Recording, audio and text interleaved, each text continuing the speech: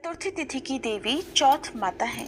संकष्टी चतुर्थी के अवसर पर सभी भक्तों को गणेश भगवान जी की कथा सुनने के अलावा चौथ माता की कथा भी सुननी चाहिए।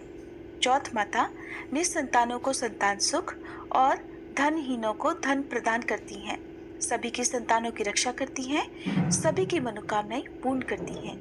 आज सुनिए चौथ माता की कथा और आरती। प्रिय श्रोताओं, चौथ माता की कहानी सुनाने से पहले आपको बताते हैं कि चौथ माता प्रकट कैसे हुई थी। चौथ माता का व्रत संतान और पति की लंबी आयु की कामना से किया जाता है। मान्यता है कि सवाई माधोपुर में चौथ माता ने यहाँ के राजा को दर्शन दिए थे। कहते हैं कि इस मंदिर की स्थापना राजा भीम सिंह ने कराई थी। लोक मान्यताएं हैं कि देवी चौथ माता ने स्वप्न में राजा भीम सिंह चौहान को दर्शन देकर यहाँ अपना मंदिर बनवाने का आदेश दिया था। राजा एक बार बरवाड़ा से संध्या के समय शिकार पर निकल रहे थे। तभी उनकी पत्नी रत्नावली ने उन्हें टोका, लेकिन भीम सिंह ने ये कहकर उनकी बात को टाल दिया कि चौहान एक बार सवार होने के बाद शिकार करके ही नीचे उतरते हैं।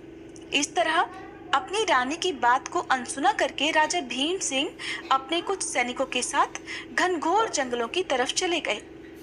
राजा रानी के मना करने के बाद भी शिकार को चले गए। शाम ढलने पर उन्होंने वहां एक हिरन देखा। सभी उस हिरन का पीछा करने लगे।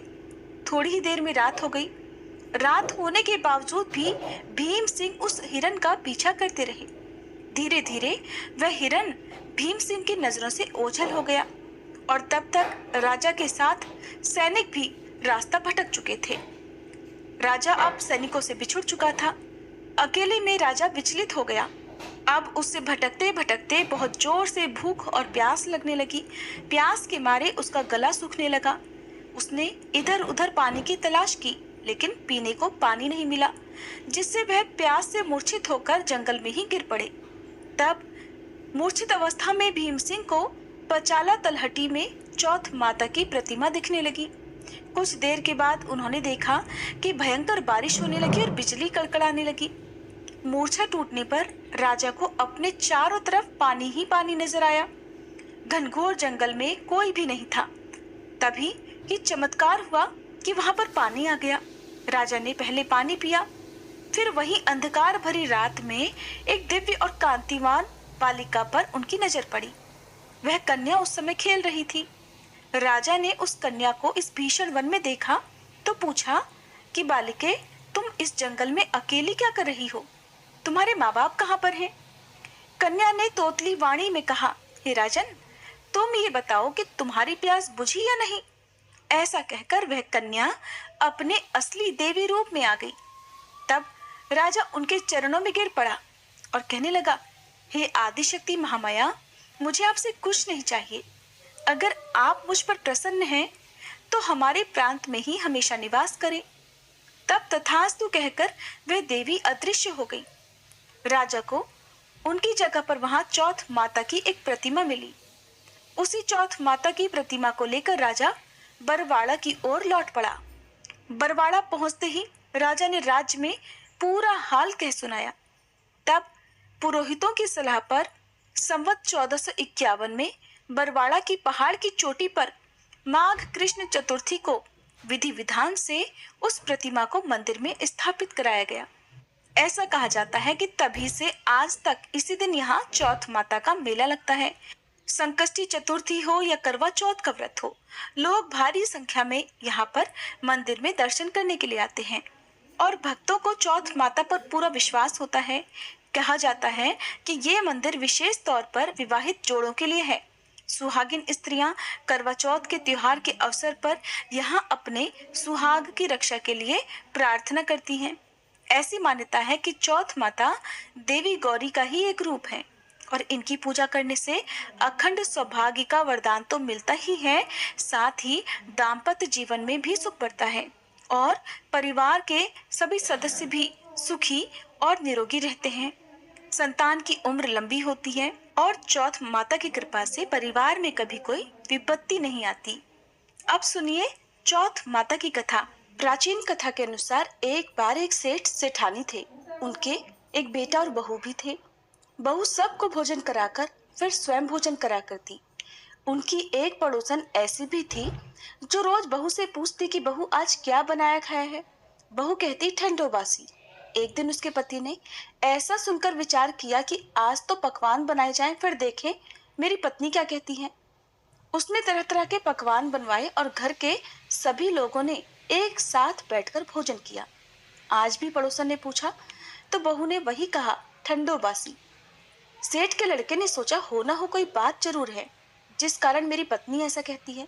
फिर उसने अपनी पत्नी से पूछा, तुम रोज ठंडो बासी खाया ऐसा क्यों कहती हो, जबकि हम सब ने तो एक साथ बैठकर कई तरह के पकवान खाए थे। तब उसकी पत्नी बोली, हम सब जो खा रहे हैं वह हमारे बाप दादाओं की कमाई है। जिस दिन आप कमा कर लाओगे उस दिन मैं समझूंगी कि हम ताजा भोजन कर रहे हैं। सेठ के लड़के ने इस बात पर खूब विचार किया। फिर एक दिन अपनी माँ से बोला, माँ मैं एक बड़े शहर में पैसे कमाने जा रहा हूँ। माँ बोली, बेटा हमारे पास तो इतना धन है कि खाए नहीं खाया जाएगा। माँ के मना करने पर भी बेटे ने खुद कमाने का निश्चय कर लिया और जाते समय अपनी पत्नी से बोला कि मैं जब तक कमाकर बहुत सारा धन लेकर वापस न लौटा हूं, तुम चूल्हे की आग मत बुझने देना। और फिर एक दिन चूल्हे की आग बुझ गई। तब वह मनी मन घबराने लगी, कहीं मेरे पति पर कोई संकट तो नहीं आ पड़ा। जल्दी से पड़ोस में से आग लाकर चूल्हे में रख दूं, ऐसा सोचकर वह पड़ोस में गई। वहां पड़ोसन चौथ माता का व्रत पूजन कर रही थी। पड़ोसन ने कहा, बहन थोड़ी देर में आकर ले जाना। बहू ने पड़ोसन से पूछा कि आप ये व्रत क्यों करती हो, इससे क्या मिलता है। पड़ोसन बोली, चौथ माता के इस व्रत को करने से अन्न लक्ष्मी मिले और अपनी मनोकामना भी पूरी होती है। अब बहू भी चौथ माता का व्रत करने लगी। दीवार पर चौथ माता बनाई और उस दिन घी गुड़ का चूरमा बनाकर रात को चंद्रमा को अर्घ्य देकर भोजन करती। ऐसा करते करते उसे बहुत दिन बीत गए। उधर चौथ माता ने बहू के पति को सपने में दर्शन दिए कि साहूकार के बेटे तू जाग रहा है कि सो रहा है, तेरी पत्नी तुझे बहुत याद कर रही है, जा घर जा और उसकी चिंता मिटा। तो दुकान खोलकर कंकु केशर का पगलिया बना के बैठ जाना, आज तेरा सारा हिसाब किताब चुकता हो जाएगा। अब तो चौथ माता ने जैसा कहा था वैसा ही हुआ। उसने घर जाने की तैयारी की और गाड़ी भरकर धन दौलत लेकर चल पड़ा। रास्ते में एक बड़ा सा काला नाग फन फैलाए बैठ गया और बोला, आज तो मैं तुझे डसूंगा, छोड़ूंगा नहीं, तेरी उम्र पूरी हो गई है। सेठ का लड़का बोला, आज चौथ माता ने मुझे सपना दिया तो मैं अपनी पत्नी से मिलने घर जा रहा हूँ। वहां मेरी पत्नी मेरा इंतजार कर रही होगी, बहुत चिंता कर रही होगी, से मिलकर जरूर वापस आऊंगा, तब तो मुझे डस लेना। नाग बोला, तुम अगर शपथ लेकर जाओ तो ही मैं तुम्हें जाने दूंगा, अगर तुम लौट कर नहीं आए तो मैं तुम्हारे घर पर आकर ही तुम्हें डस लूंगा। इस प्रकार साहूकार का वह बेटा सांप को वचन देकर अपने घर पहुंच गया। वहां सभी से हंसी खुशी से मिला और भोजन करके फिर एक कोने में उदास होकर बैठ गया। उसकी पत्नी ने उदासी का कारण पूछा तो पति ने काले नाग वाली बात बताते हुए कहा, अगर मैं उसके पास नहीं जाऊंगा तो वो घर आकर ही मुझे डस लेगा। पत्नी बहुत चतुर थी, बोली, आप घबराओ नहीं, लेट जाओ, मैं एक उपाय करती हूँ। पत्नी ने कमरे की 7 पैड़ी धोई। पहली पैड़ी पर रेत, दूसरी पर इत्र, तीसरी पर गुलाल फूल, चौथी पर कंकु केशर, 5वीं पर लड्डू पेड़ा, 6ठी पर गादी गलीचा और 7वीं पैड़ी पर दूध से भरकर कटोरा रख दिया। इस प्रकार वह 7 ही पैड़ी सजाकर बैठ गई। आधी रात होते ही वह नाग आकर पैड़ी चढ़ने लगा। पहली पैड़ी पर रेत में लौट गया और कहने लगा, सेठ की बहू ने आराम तो बहुत दिया, लेकिन क्या करूं, वचन से बंध कर यहाँ आया हूं, इसलिए डसूंगा तो मैं जरूर। इस प्रकार 7 ही पैड़ियों पर वह नाग आराम करता हुआ और कहता कि डसूंगा जरूर कमरे में जाने ही वाला था कि चौथ माता ने विचार किया कि अगर मैं इसे नहीं बचाऊंगी तो संसार में धर्म कर्म और व्रत पूजन फिर कौन मानेगा। अब तो गणेश जी, चंद्रमा जी और चौथ माता ने साहूकार के बेटे को बचाने का विचार किया। चंद्रमा जी ने उजाला कर दिया, चौथ माता ढाल बन गई और गणेश जी ने तलवार लेकर नाग को मार दिया और ढाल से ढक दिया। बहू भी थकी हारी सो गई। दिन हुआ तो लोग बेटे से मिलने आए, परंतु बेटा बहू तो उठे ही नहीं थे। बहुत देर हो गई तो माँ उन्हें उठाने के लिए गई। माँ ने सातों पैड़ियों पर जो कुछ देखा तो बहुत घबराई और जोर से बेटे बहू को आवाज लगाई। बेटा बहू उठे तो देखा कि एक ढाल तलवार वहां पड़ी है। अब ढाल उठाई तो वही काला नाग मरा हुआ पड़ा है। बेटा बहू ने सोचा कि आज तो धर्म कर्म ही आड़े आए, जो भगवान श्री गणेश और चौथ माता ने हमारी रक्षा की। हे चौथ माता, आपने जैसे सेठ के बेटे बहू की रक्षा की, वैसे सब की रक्षा करना। प्रेम से बोलिए चौथ माता की जय। चौथ माता की कथा गणेश भगवान की कहानी के बिना अधूरी रहती है। अब सुनिए गणेश भगवान की कहानी।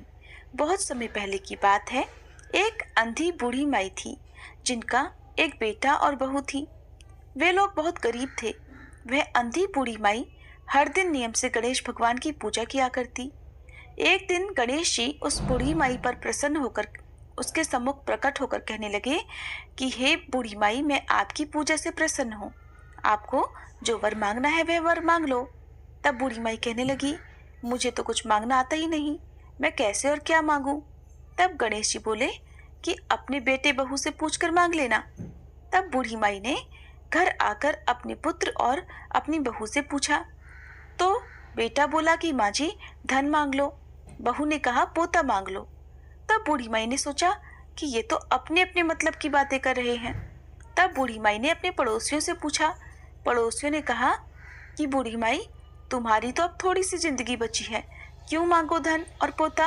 तुम तो केवल अपने लिए नेत्र मांग लो, जिससे तुम्हारी सारी जिंदगी आगे की सुख से बीत जाए। उस बूढ़ी माई ने बेटे बहू और पड़ोसियों की बातें सुनकर घर में जाकर सोचा कि क्यों ना ऐसी चीज मांग लूं जिससे बेटा बहू और मेरा सबका भला हो जाए। अगले दिन जब पूजा करने के बाद गणेश भगवान जी फिर से आए तो बोले कि बूढ़ी माई, आपको क्या मांगना है कृपया बताइए। हमारा वचन है जो भी आप मांगेंगी वो आपको मिल जाएगा। गणेश जी के वचन सुनकर बूढ़ी माई बोली, हे गणराज, यदि आप मुझ पर प्रसन्न हैं तो मुझे 9 करोड़ की माया दे, निरोगी काया दे, अमर सुहाग दे, आंखों में प्रकाश दे, नाती दे, पोते दे और समस्त परिवार को सुख दे, फिर अंत में मोक्ष दे। बूढ़ी माई की बात सुनकर गणेश भगवान बोले, बूढ़ी माई, तुमने तो मुझे ठग लिया। खैर, जो कुछ भी तुमने मांग लिया वो सब तुम्हें मिलेगा। ऐसा कहकर गणेश भगवान अंतर्ध्यान हो गए। हे गणपति महाराज, जैसे आपने बूढ़ी माई को उनकी इच्छा अनुसार सब कुछ दिया, वैसे ही सबको देना और हमको भी देने की कृपा करना। प्रेम से बोलिए चौथ माता की जय। गणेश भगवान की जय। ओम जय श्री चौथ मैया, बोलो जय श्री चौथ मैया। सच्चे मन से सुमिरे, सच्चे मन से सुमिरे, सब दुख दूर भया। ओम जय श्री चौथ मैया। ऊंचे पर्वत मंदिर शोभा अति भारी, मैया शोभा अति भारी। देखत रूप मनोहर, देखत रूप मनोहर, असुरन भयकारी। ओम जय श्री चौथ मैया। महासिंगार सुहावन, ऊपर छतर फिरे, मैया ऊपर छतर फिरे। सिंह की सवारी सोहे, सिंह की सवारी सोहे, कर में खड्ग धरे। ओम जय श्री चौथ मैया। बाजत नौबत द्वारे, अरु मृदंग डमरू, मैया अरु मृदंग डमरू। 64 जोगनी नाचत, 64 जोगनी नाचत, नृत्य करे भैरू। ओम जय श्री चौथ मैया। बड़े बड़े बलशाली तेरा ध्यान धरे, मैया तेरा ध्यान धरे। ऋषि मुनि नर देवा, ऋषि मुनि नर देवा, चरणों में आन पड़े। ओम जय श्री चौथ मैया। चौथ माता की आरती जो कोई सुहागन गावे, मैया जो कोई सुहागन गावे। बढ़त सुहाग की लाली, बढ़त सुहाग की लाली, सुख संपत्ति पावे। ओम जय श्री चौथ मैया, ओम जय श्री चौथ मैया, बोलो जय श्री चौथ मैया। सच्चे मन से सुमिरे, सच्चे मन से सुमिरे, सब दुख दूर भया। ओम जय श्री चौथ मैया।